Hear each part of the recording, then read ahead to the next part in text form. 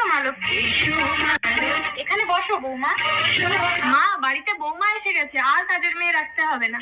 এই অনেকদিন থেকে আমাদের বাড়িতে কাজ করে বৌমা। এই বউকে না তাড়ালে এই বাড়িতে আমার কাজ থাকবে না, দাঁড়া ব্যবস্থা করছি। মালকিন, আপনার বৌমা আপনাকে ডাইনি বলেছে।